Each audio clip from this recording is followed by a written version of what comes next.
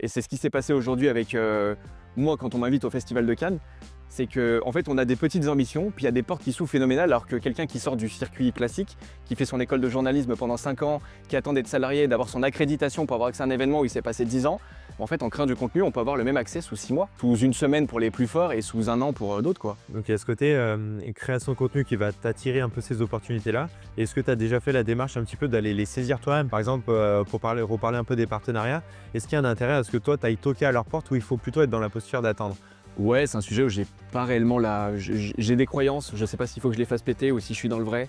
Je préfère être dans l'attente puisque aujourd'hui j'ai une communauté qui est venue toute seule à moi, où j'ai été qualifié par cette communauté, où je passe de 0 à 40 000, donc il y a une certaine crédibilité qui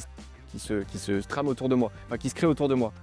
Et je me dis, je n'ai pas le même poids, même si demain ça m'intéresserait de bosser avec une marque en particulier, d'arriver comme un mail, coucou, j'aime ce que vous faites, j'aimerais bosser avec vous, plutôt qu'attendre, peut-être avec beaucoup de fantasmes, mais contrairement, enfin, et ça s'est aussi passé il y a une semaine de ça, en disant si la marque vient à moi, c'est quand même pas la même négociation. En fait, j'ai envie de devenir assez important pour que les marques viennent à moi.